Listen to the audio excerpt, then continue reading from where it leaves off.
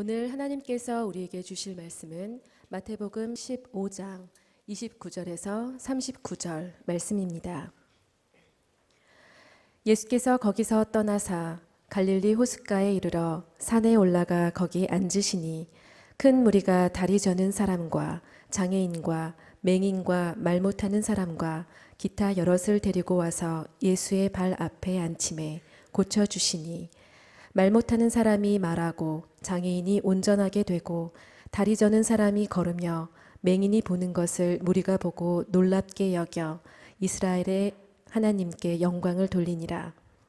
예수께서 제자들을 불러 이르시되 내가 무리를 불쌍히 여기노라. 그들이 나와 함께 있은지 이미 사흘임에 먹을 것이 없도다. 길에서 기진할까 하여 굶겨 보내지 못하겠노라. 제자들이 이르되 광야에 있어 우리가 어디서 이런 무리가 배부릴 만큼 떡을 얻으리이까?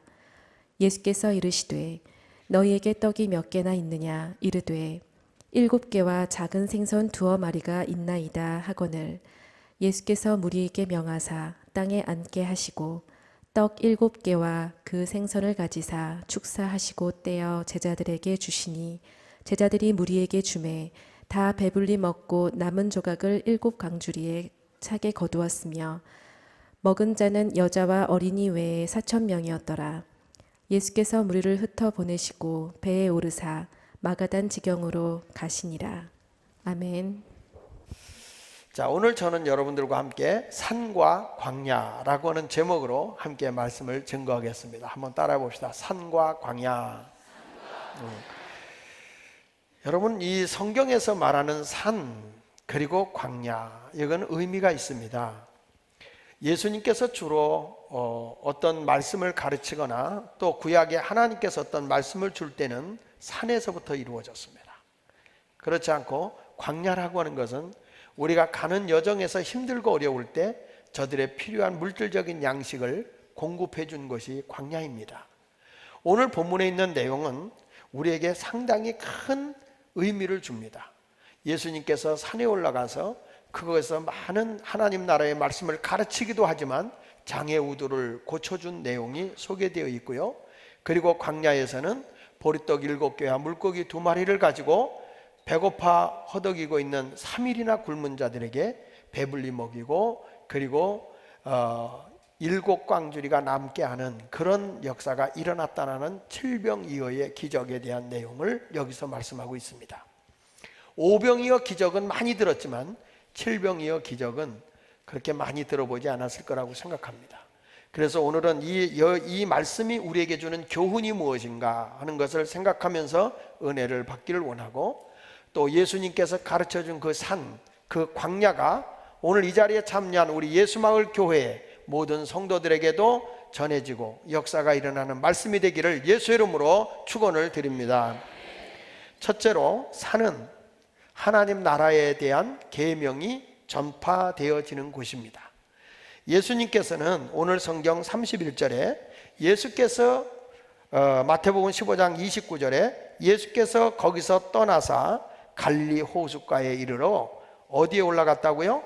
산에 올라가 거기에 앉으니 큰 무리가 다리 저는 사람, 장애인, 맹인, 말 못하는 사람 기타 여러 사람을 데리고 와서 예수 앞에 앉힘에 예수님이 고쳐주셨다라는 말씀이죠. 그리고 나서 거기 보니까 이 고침을 받은 사람들이 뭐라고 그랬습니까? 장애인이 온전하게 되고 다리 저는 사람이 걸으며 맹인이 보는 것을 무리가 보고 놀랍게 여겨 이스라엘의 하나님께 영광을 돌리니라 그랬어요. 하나님께 영광을 돌리고 있는 모습입니다. 그렇습니다. 산이라고 하는 것, 하나님 나라를 가르치고 하나님 나라가 이런 것이야 라고 행함으로 가르치고 있는 곳이 바로 산입니다. 여러분, 성경에 오늘 산에 올라 거기 앉으시니라는 마태복음 15장 29절의 말씀, 예수께서 거기서 떠나사 갈릴리 호숫가에 이르러 산에 올라가 거기 앉으니 라는 말씀과 마태복음 5장 1절과 2절에 보면 예수께서 무리를 보시고 산에 올라가 앉으시니 제자들이 나온지라 입을 열어 가르쳐 이르시되 하면서 팔복을 가리킨 거예요. 이걸 우리는 산상수훈이라고 그럽니다. 그러니까 예수님께서는 지금 산에 올라가셔서 그곳에 올라가서 하나님 나라를 가르치는 거예요. 예수님이 이 땅에 오셔서 첫 설교하는 게 회개하라 천국이 가까웠느니라 말씀하면서 이사야서 61장 1절과 2절에 있는 말씀을 증거하셨죠. 내가 이 땅에 뭐하러 왔냐? 성경에 예언되어 있는 하나님의 나라를 세우러 왔다. 그 하나님의 나라가 신년인데요, 성경 말씀 이사야 61장 1절로 2절에 주의 영이 내게 내리셨으니 이는 여호와께서 내게 기름을 부으사 가난한 자에게 아름다운 소식을 전하게 하려 하심이라. 나를 보내사 마음이 상한 자를 고치며 포로된 자에게는 자유를, 갇힌 자에게는 노임을 선포하며, 또 여호와의 은혜의 해와 우리 하나님의 보복의 날을 선포하며 모든 슬픈 자를 위로하되라고 말씀하고 있습니다. 바로 예수님께서 첫 설교를 할 때 바로 이 이사야서 61장 1절과 2절에 있는 말씀을 가지고 누가복음 4장 17절로 18절에 있는 말씀을 전하잖아요. 하나님의 나라에 대해서. 그랬더니 그 당시에 기득권을 가지고 세상을 장악하고 있던 사람들이 땅을 원주인에게 돌려주고 부를 나누고 포로된 자, 눌린 자에게 자유를 주고 해방을 줘야 된다고 하는 희년의 사상에 대해서 예수님이 첫 설교를 하니까 그 기득권을 가지고 있던 당시의 지도자들이 예수님을 낭떠러지에 밀어서 죽이려고 했습니다.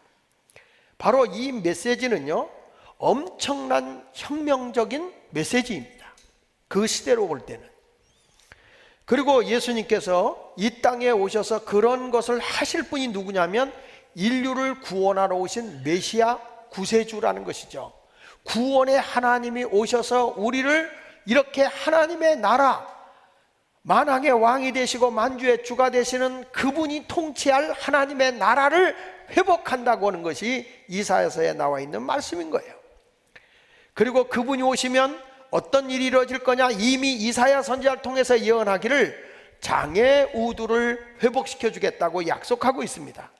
이사야서 35장 5절로 6절의 말씀을 보면 이렇게 말씀합니다. 같이 읽어보면 그때 맹인의 눈이 밝을 것이며 못 듣는 사람의 귀가 열릴 것이며 그때 저는 자는 사슴같이 뛸 것이며 말 못하는 자의 혀는 노래하리니 이는 광야에서 물이 솟겠고 사막에서 시내가 흐를 것임이라. 이렇게 말씀하고 있습니다. 여기 보면 예수님께서 분명히 말하잖아요. 내가 메시아가 이 땅에 오면 너희를 죄에서, 너희를 사망에서, 너희를 고통에서 해방시키려고 이 땅에 오실 메시아, 구세주, 구원의 하나님이 이 땅에 다시 육신의 옷을 입고 올 그때는 바로 맹인이 눈을 뜨게 되고 못 듣는 사람의 귀가 열리게 되고 저는 사람이 뛰고 말 못하는 사람이 혀가 열린다. 여러분, 이것은 얼마나 큰 충격적인 일이겠습니까? 나는 오늘 여러분들에게, 자녀들에게도 또 내 삶 속에서 귀가 잘 안 들린다든지 여러분들의 혀가 잘 풀려지지 않아서 말을 잘 못한다든지 다리에 힘이 없어 일어서거나 뛰지 못한다든지 아이들이 걷지 못한다든지 그런 자들에게 메시아 되신 하나님을 만나면 구원의 하나님은 능히 우리를 세우시고 일으켜 주신다고 말씀하고 있는 것입니다. 왜 예수님께서 이런 표적을 행하십니까? 그것을 통해서 하나님께 영광을 돌리고 있는 것이지만은 그것은 다른 것이 아니라 바로 이 땅에 메시아가 오셔서 하나님 나라를 세우겠다는 말씀을 이루고 계시는 거예요. 이 표적을 통해서 내가 메시아야 함을 증거하고 있는 것입니다. 우리가 신앙생활 하는 가운데 보면 하나님의 성령의 충만함과 은혜가 오면요, 내 마음에 여기 마치 광야에 물이 솟고 사막에 시내가 흐르는 것처럼 내 심령에서 하나님의 은혜가 솟아나게 되고 내가 하나님의 큰 기쁨이 흘러 넘치게 되어 있습니다. 환경은 달라진 게 없는데 하나님의 은혜를 내가 체험하는 거예요. 여러분, 우리는 예수님을 지식적으로만 아는 게 아니에요. 관념적으로만 아는 게 아니에요. 성경을 내가 많이 알아서 아는 게 아니라 경험으로, 체험으로 알아야 하는 것입니다. 성경은 말하기를 하나님을 알아라 라고 하는 말을 할 때 지식적으로 아는 것을 헬라어로 얘기할 때 오이다라고 얘기합니다. 그런데 성경에서 예수님께서 말씀하고 있는 하나님을 알라라는 이 단어, 이거는 기노스코라는 단어를 씁니다. 기노스코라는 말은 경험으로 아는 것입니다. 여러분, 우리가 우리나라의 대통령을 압니다. 아시잖아요?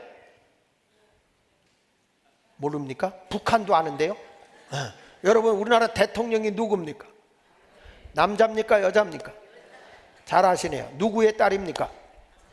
아, 대단하십니다. 잘 아시네요. 그렇죠? 잘 아시죠? 진짜 잘 알아요? 음식은 뭘 좋아하세요? 그분의 생활은 어떻게 하고 있는지 아십니까?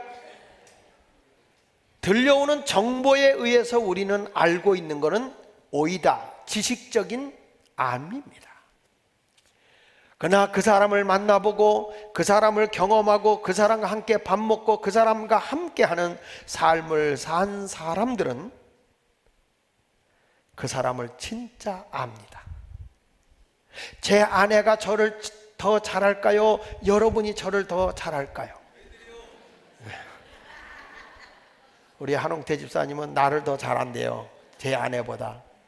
우리 집사람하고 이따 한홍태 집사님 내가 만나고 한번 따져볼 참이야. 하여간 우리가 보면서 하여튼 우리가 볼 때 경험으로 아는 것이 맞습니다. 그러니까 우리 주님을 안다고 하는 것은 어떤 거냐? 경험으로 아는데 여기에 소경이 눈을 뜨고 벙어리가 말을 하고 저는 자가 정상적으로 걷고 하는 이런 모습을 보면 이분들이 뭘 하는 겁니까? 아, 이분이 정말 내 병을 고쳐줬다가 아니라 이분이 구원의 하나님이야. 이분이 나를 구원해 주시러 오신 구세주야. 그 예수 그리스도를 영접하는 거예요. 교회가 왜 타락하고 성도들이 왜 신앙이 병드는지 아십니까?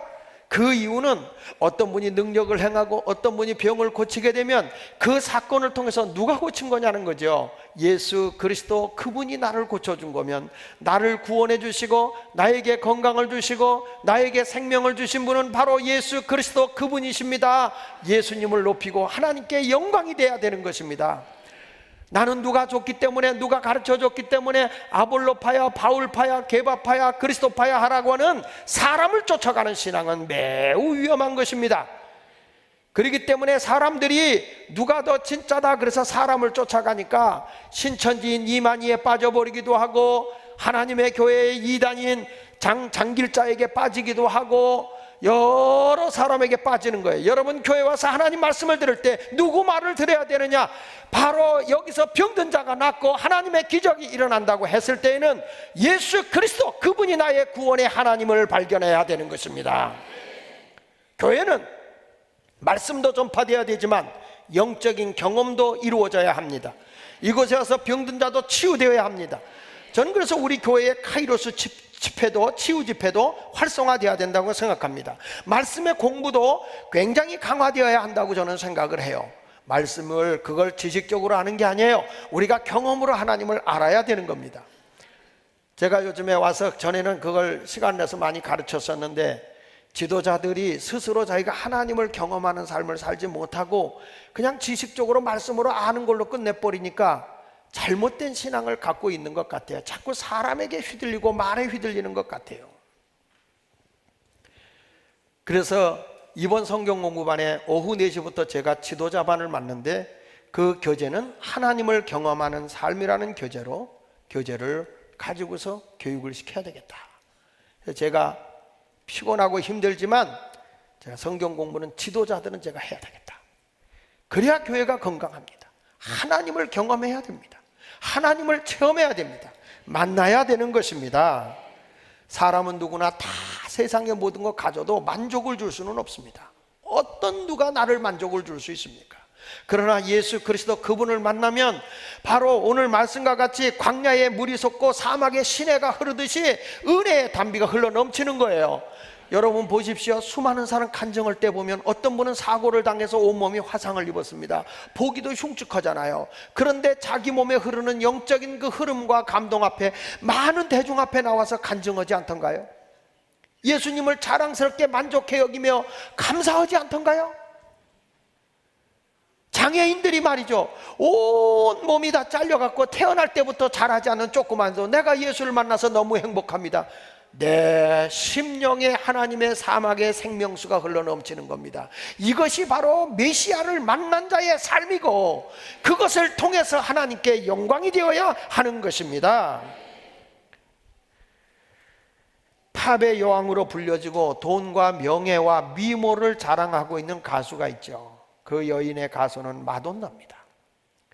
이 마돈나라는 사람은 정말 대단한 여자입니다.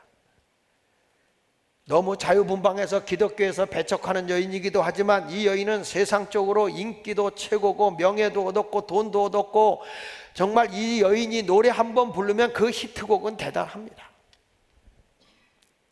근데 어느 날 기자와 인터뷰하는 가운데서 이 마돈나에게 이렇게 질문을 합니다. 당신이 지금 가지고 있는 명예, 명성, 돈, 그리고 당신의 인기, 모든 것을 다 내려놓고 얻고 싶은 것이 있습니까? 이렇게 물어봤어요.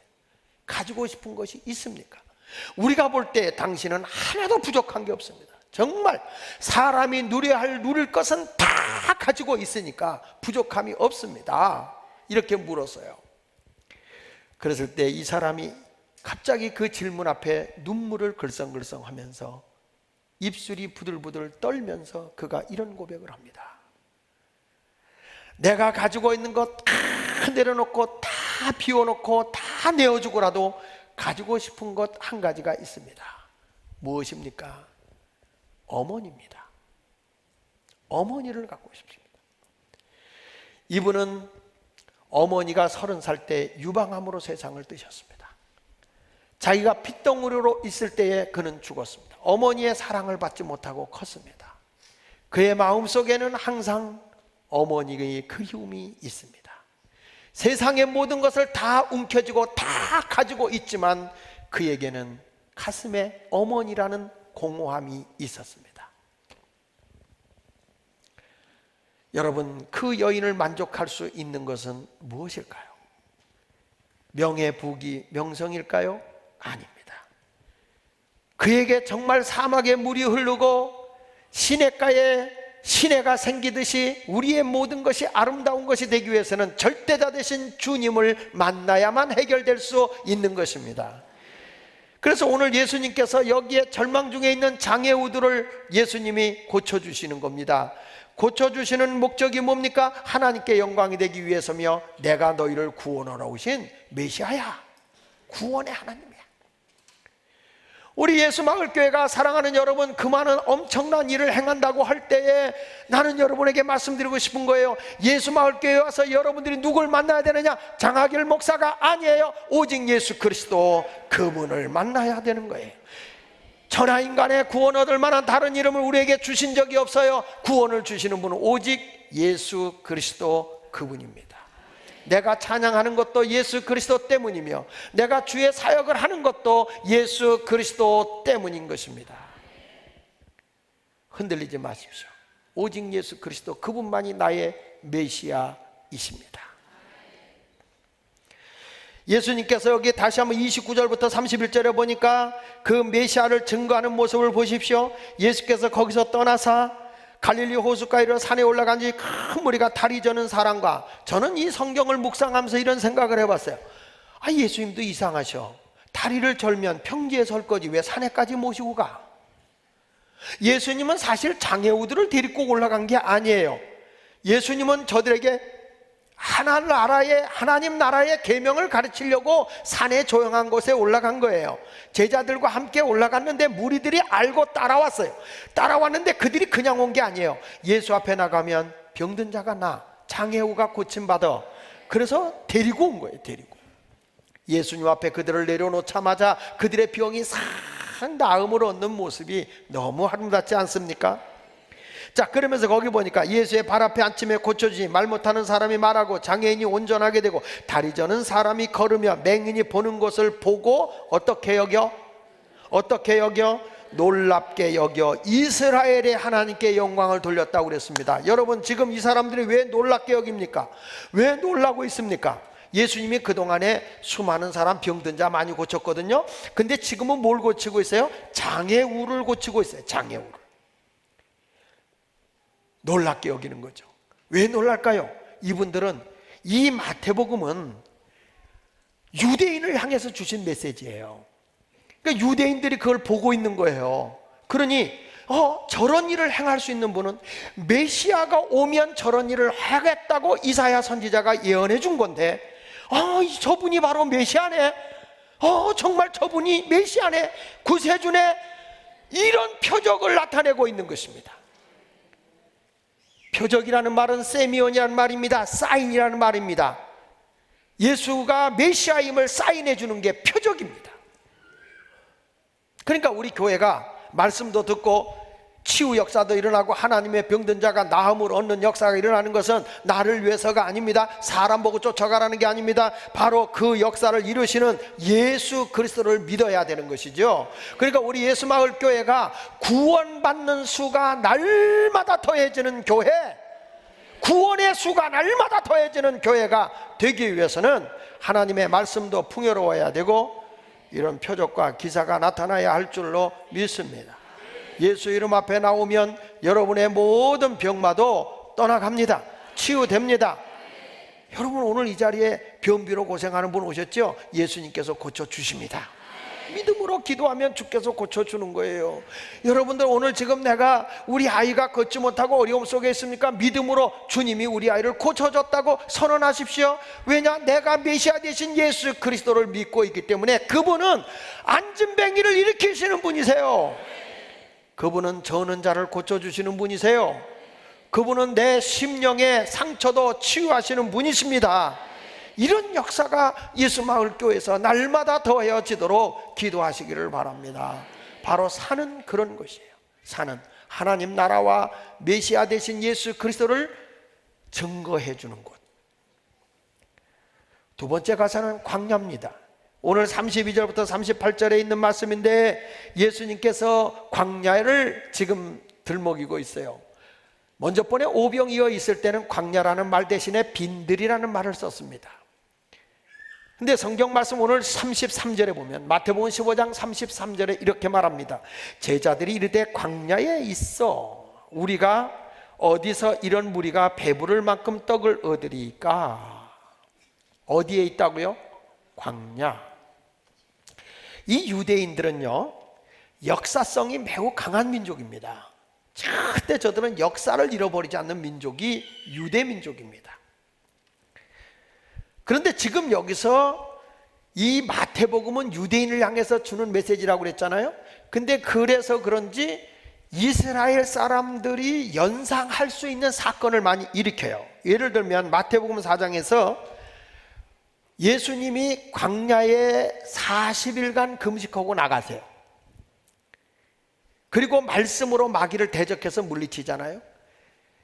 이 모세라는 사람이요, 광야의 길을 걸어가잖아요. 이스라엘 백성 이끌고 광야의 길을 걸어갑니다. 그러다가 모세가 하나님의 십계명을 받을 때 시내산에 올라가서 40일 금식을 하세요.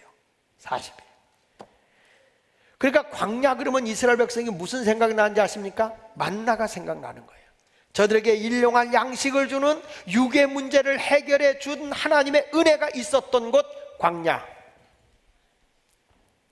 산 그러면 하나님의 계명이 주어진 곳, 십계명이 주어진 곳.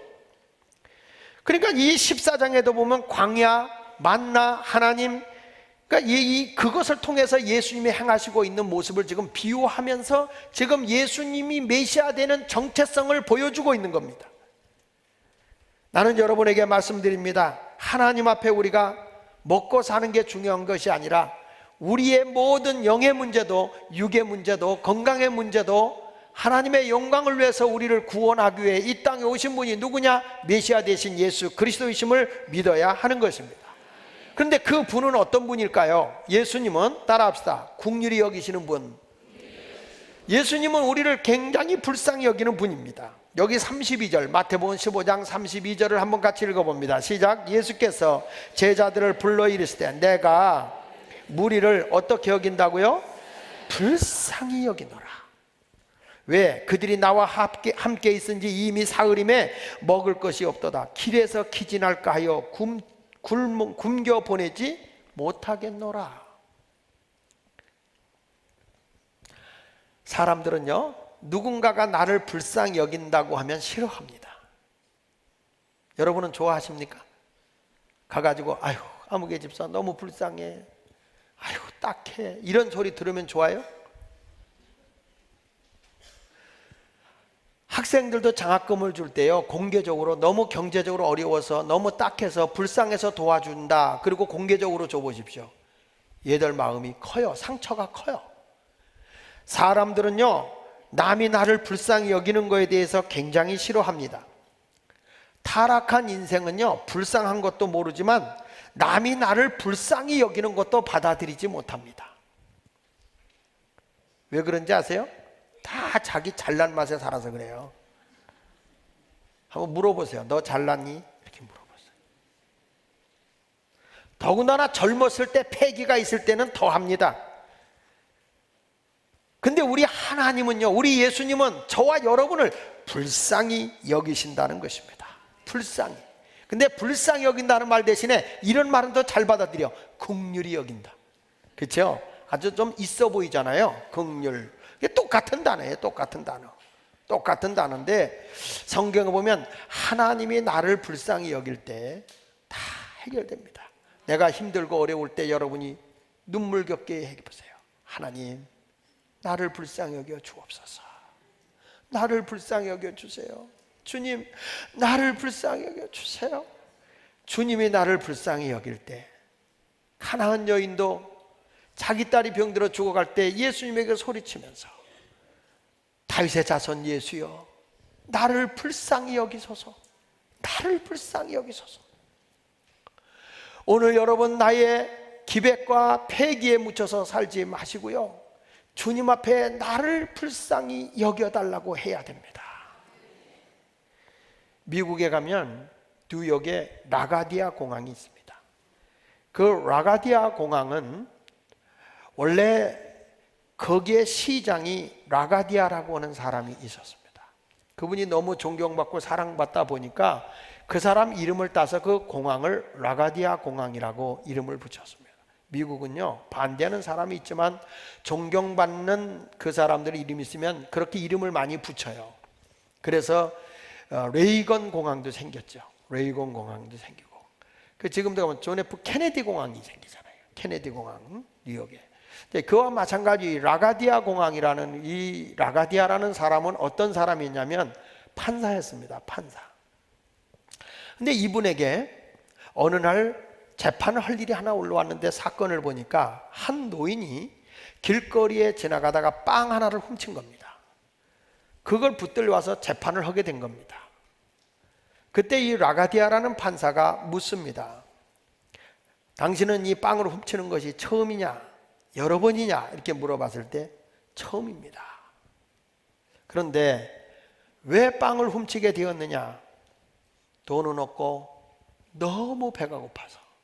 그래서 저는 나도 모르게 빵을 보는 순간에 손이 가고 그걸 움켜쥐고 입으로 들어가 먹을 수밖에 없었습니다. 그래서 저는 빵을 훔쳤습니다. 그때 이 라가디아라는 판사가 이렇게 얘기를 합니다.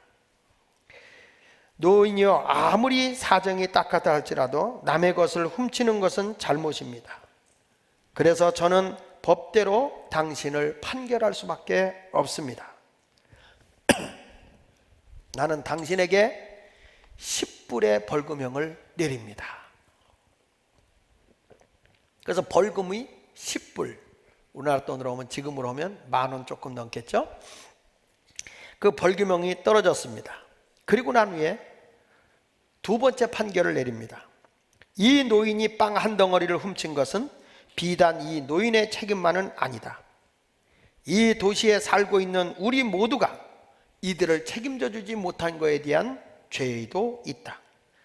그래서 첫 번째로 나도 10불의 벌금형을 처한다. 그리고 이 자리에 재판을 보기 온 모든 사람들에게도 50센트의 벌금형에 처한다. 그래가지고 모자를 벗어서 이 판사가 10불을 거기다 넣었습니다. 그리고 모자를 돌렸습니다. 재판 구경으로 왔던 사람들 얼떨결에 범죄인이 됐습니다. 그리고 다 50센트씩을 넣었습니다. 전체 거둔 금액은 57불 50센트였습니다. 약 6만 원 돈 되겠죠? 그 돈을 그에게 주면서 10불은 벌금을 내고 47불 50센트는 내가 살 수 있도록 해줬다. 여러분, 이 라가디아라는 판사는요, 그가 공의의 심판을 하면서도 자비의 법을 같이 공존시킨 분이 라가디아라는 사람이에요. 사실 우리 주님은 매우 엄격하신 분이기도 해요. 그럼에도 불구하고 우리 주님은 우리를 잘못을 알고 죄인임을 아는 순간 나를 긍휼히 여기시는 거예요. 나를 불쌍히 여겨서 우리를 용서해 주시고 사랑해 주시는 것을 기억해야 할 줄로 믿습니다.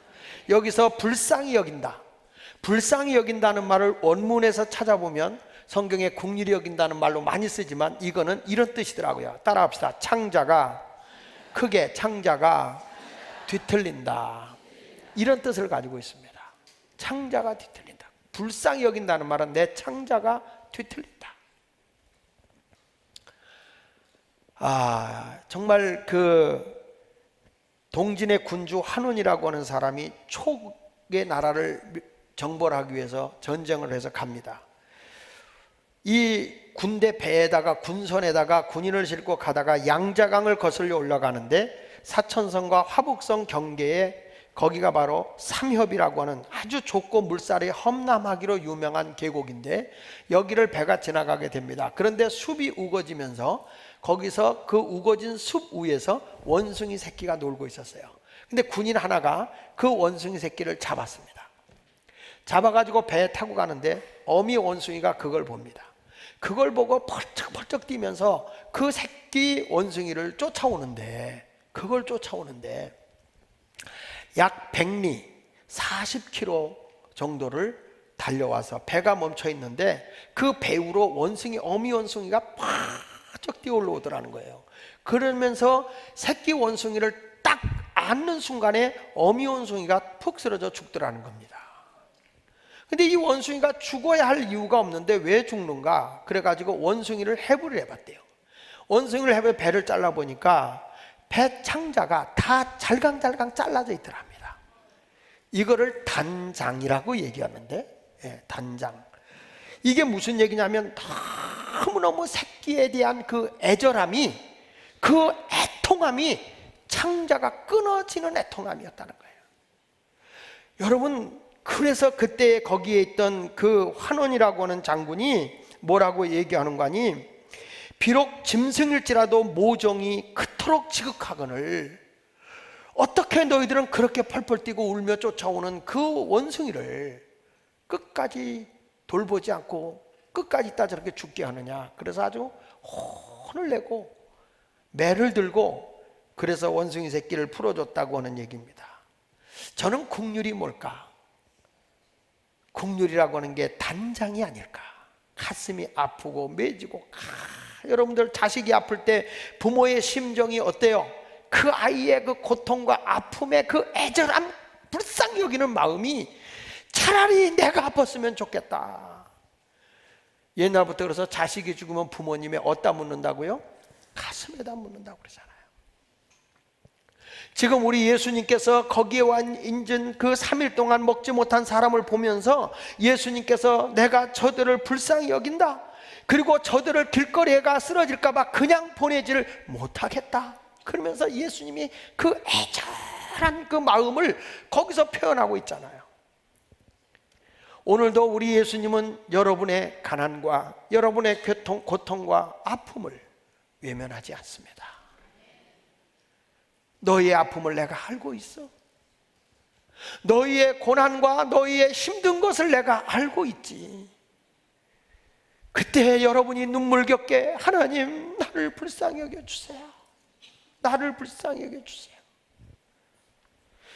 우리 주님은 여러분을 외면하시는 분이 아니십니다. 성경에도 말하기를 나는 제사를 원하지 아니하고 긍휼을 원한다 그랬습니다. 긍휼함을 원한다. 영적 결핍함이 있는 사람은 절대 남을 불쌍히 여기는 마음이 없습니다. 긍휼히 여기는 마음이 없습니다. 어저께 인천에 있는 전명구 목사님이 딸이 결혼식이 있다고 그래서 우리 교회 행사나 뭐 있을 때 늘 잊지 않고 기도해 주시는 분이거든요. 그래서 거기를 제가 갔어요. 가는 도중에 전규택 목사님한테 전화가 왔어요. 전화가 오더니 갑자기 이 목사님이 흐느껴 우시는 거예요. 제 아내가 옆에 같이 있었는데 왜 그래? 무슨 일이야 목사님? 목사님 하고 우는데 말을 못해요. 나중에 그분은 저를 울리고 말았어요. 목사님, 이러면 안 되는 거 아니에요? 뭐가? 어떻게 아무개가 목사님을 그렇게 하고 나가요? 아니야, 나가는 게 아니야. 둥지를 들고 나가는 거지. 그러지 마라. 아니죠. 다른 사람은 몰라도 그 사람은 그러면 안 되는 거예요. 그러면서 막 우는 거예요, 저한테. 눈물을 맺히게 하더라고요. 저도 가슴이 아파요. 정말 가슴이 아파요. 어려서부터 정말 내 아들같이 사랑하는 마음 가지고 저건 아닌데 하는 생각을 하면서 가슴이 아파요. 정말 측은하고 불쌍히 여겨지는 마음이 들어요. 그래도 하나님의 교회 세우는 거지. 근데 그분들이 흐느껴 오는 거예요. 그분들이. 그래서 나는 내가 다른 사람을 이렇게 좀 긍휼히 여기고 사랑을 베푸는 목사가 되어야 되는데 어쩌다가 내가 이제 정규택 목사님의 긍휼함을 입는 그런 사람이 되어버렸어. 정규택 목사님의 긍휼함을. 그냥 우리 나갔던 목사님들이 홍준기 목사님도 전화가 오고 괜찮다니까 자꾸 그러지 마라. 나를 불쌍한 사람 만들지 마라. 하나님의 역사는 사람이 긍휼히 여기는 것보다 더 중요한 게 뭐냐? 하나님이 나를 긍휼히 여겨줘야 된다. 내가 답답하고 힘들 때 영혼들이 상처를 받지 않아야 돼. 영혼들이 살아 움직여야 돼. 하나님의 긍휼함을 입어야 돼. 우리가 누굴 믿고 나가는 거예요? 메시아 되신 예수 그리스도. 그분이 바로 우리를 긍휼히 여기고 그분이 나를 사랑하고 그분이 나를 구원해 주는 것, 그거 이상 큰 일이 어디 있겠습니까? 여러분, 유명한 마더 테레사 수녀가 사람 죽어가는 사람들을 다 데려다가 요즘으로 말하면 하나의 호스피스 병동과 같은 그런 곳을 다 하는데 썩어 죽어가는 사람이 너무너무 많았어요. 어느 날 수녀들이 와서 마더 테레사한테 이렇게 얘기합니다. 목사님, 오늘도 많은 문제가 생겼습니다. 전염병이 돌아서 병원에 온 사람들마다 막 그룹으로 죽어나갑니다. 목사님, 저기 수녀님, 너무너무 이 문제가 자꾸 커집니다. 그때 이 마더 테레사가 이런 말 합니다. 문제라는 말을 쓰지 마세요. 이 세상에 어떤 일도 하나님의 허락이 없이는 일어날 수 있는 일은 없어요. 그러니 이제부터는 문제라고 얘기하지 말고 하나님이 주신 선물이라고 얘기합시다. 그래서 그 뒤부터는 문제가 일어나면 수녀님, 오늘도 선물이 들어왔어요. 수녀님, 오늘도 선물이 생겼어요. 그런데 어느 날부터 이 죽어가는 자들의 집이라는 이 집에서 문제가 생길 때마다 선물이 들어왔어요. 선물이 왔어요. 근데 희한한 일이 벌어지기 시작하는 거예요. 죽어 마땅할 사람들이 살아나기 시작하는 거예요. 병이 낫기를 시작하는 거예요. 그래서 이 마더 테레사 수녀가 어떻게 했죠? 죽어가는 집이라는 간판을 띄고 부활의 집이라는 이름을 붙인 겁니다. 부활의 집. 어디서부터 그게 왔을까요? 국률이라고 하는 것은 거리에 버려지고 죽어가는 악취나는 환자들을 하나님의 선물로 받아들인 거예요. 여러분, 내가 감당하기 어려운 문제들이 내게 왔을 때 절망하지 마시고 낙심하지 말고 이것도 하나님이 내게 주신 선물로 받아들이라는 거예요. 한번 따라해 봅시다. 모든 문제는 다 하나님의 선물이다. 다시 한번 크게 해보세요. 모든 문제는 다 하나님의 선물이다. 할렐루야. 그렇게 해가지고 안 될 것 같아. 주먹을 딱 짚고 모든 문제는 하나님의 선물이다, 선물이다, 선물이다. 한번 골기 한번 해봅시다. 자, 그러면 오늘부터 하나님의 선물이 주어지는 거예요. 이거 안 하면요 어깨가 괜히 뻐근할지 모르겠어요. 자, 시작합니다. 모든 문제는 오면 하나님의 선물이다 합니다. 모든 문제는 하나님의 선물이다, 선물이다, 선물이다. 믿으시기 바랍니다. 스데반 집사도 돌에 맞아 죽어가면서 아버지여 저들의 죄를 용서해 주십시오. 정말 불쌍히 여기는 마음을 가지고 있지 않습니까? 오늘도 우리를 긍휼히 여기시는 예수님 앞에 나오면 우리 주님은 여러분들을 긍휼히 여기실 것입니다. 외면하지 않을 것입니다. 우리는 그것을 은혜라고 표현합니다. 하나님의 위로와 하나님의 사랑과 하나님의 치유와 하나님의 능력이 우리의 삶 속에 나타난다면 그것은 은혜로 해결되는 것입니다. 성경 말씀 마태복음 11장 28절에 수고하고 무거운 짐진 자들아 다 내게로 오라 내가 너희를 쉬게 하리라. 주님은 여러분의 무거운 짐을 지고 와도 쉬게 하는 분이에요. 무거운 짐을 나 홀로 지고 견디다 못해 쓰러질 때 불쌍히 여겨 구원해 주리 은혜의 주님 오직 예수. 무거운 짐을 나 홀로 지고 견디다 못해 넘어질 때 불쌍히 여겨 일으켜 주리 은혜의 주님 오직 예수. 아멘 하는 사람만 다 일어날지어다. 요 전에 사람들이 우선이야. 예. 다시 한번 여러분들이 넘어지고 힘듭니까? 예수님 앞에 주님 나를 불쌍히 여겨주세요 하는 순간 이렇게 세워주실 줄로 믿습니다. 히브리서 4장 15절 이하에 보면 우리에게 있는 대제사장은 우리의 연약함을 동정하지 못할 이가 아니요 모든 일에 우리와 똑같이 시험을 받은 이시로되 죄는 없다. 그러므로 우리는 긍휼하심을 받고 내가 예수님께 긍휼하심을 받고 때를 따라 돕는 은혜를 얻기 위하여 은혜의 보좌 앞에 담대히 나아갈 것이다. 여러분 멈춰 있는 자가 아닙니다.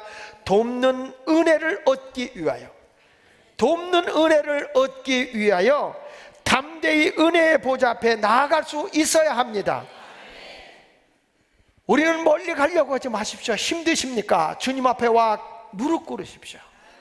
주님 나를 불쌍히 여겨주시라고 말입니다. 지저분하게 사람에게 넋두리 하지 마십시오. 사람에게 손 내밀려고 하지 마십시오. 하나님 나를 불쌍히 여겨주세요. 누가 내 마음을 알아줄 수 있겠습니까? 주님밖에 더 있겠습니까?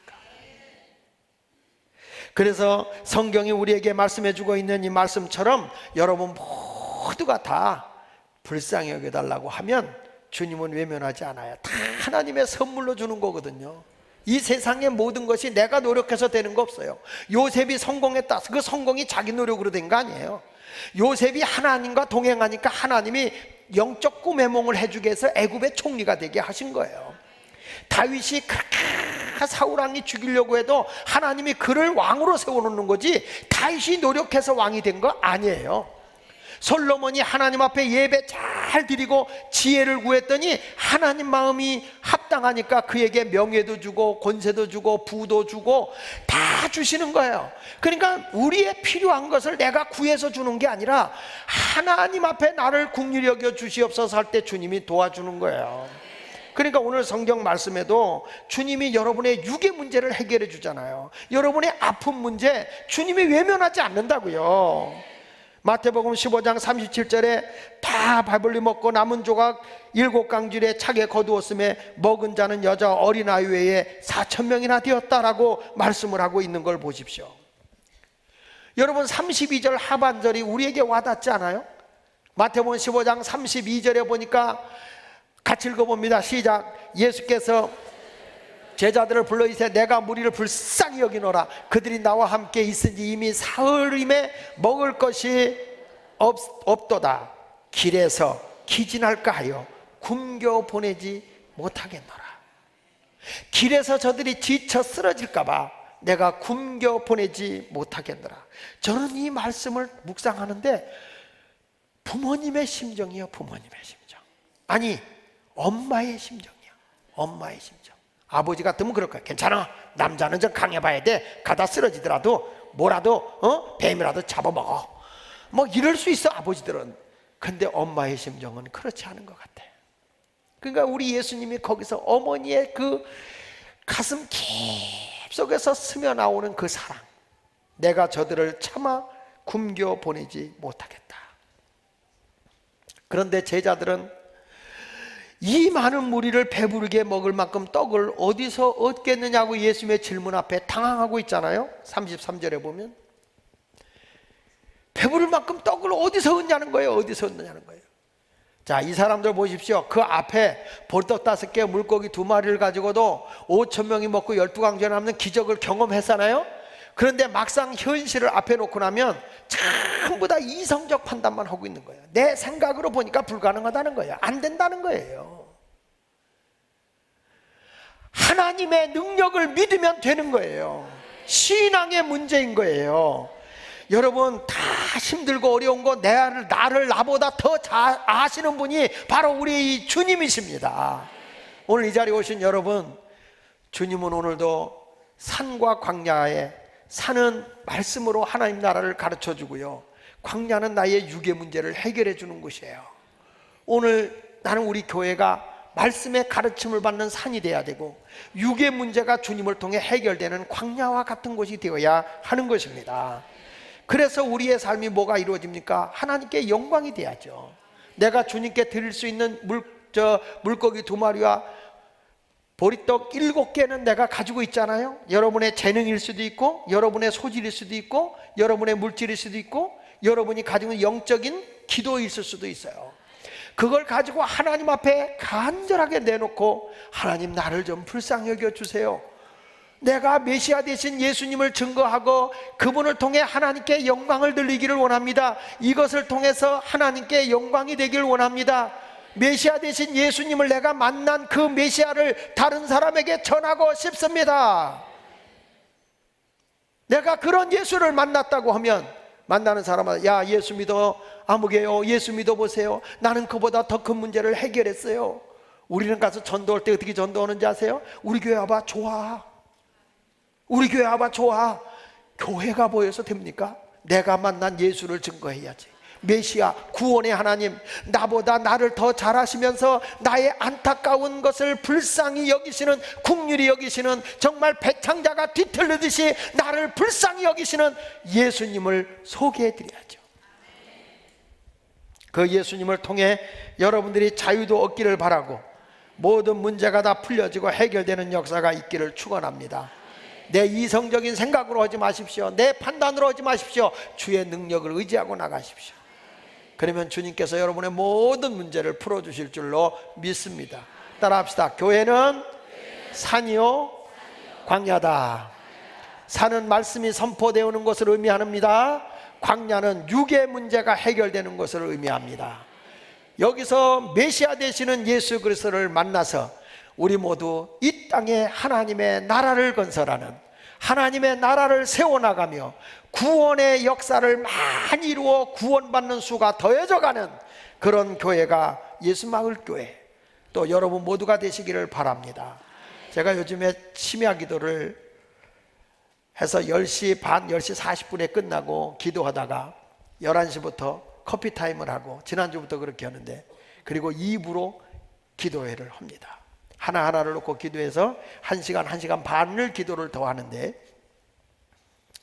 멀리 가신 분들은 1부 끝나고 가시면 되고요, 2부 때는 기도를 다 열심히 하고 끌어안고 기도도 하고 안수도 하면서 기도하고 문제를 내놓고 서로 기도를 하는데, 몇 사람이 저에게 문자를 보내더라고요. 목사님, 너무 좋았어요. 너무 주님의 위로를 받았어요. 그러니까 우리 모두가 주님 앞에 나오면 주님이 나를 긍휼히 여겨주시면 모든 위로가 그 속에 있어요. 주님이 나를 긍휼히 여겨주시면 그 안에서 모든 답이 해결되는 거예요.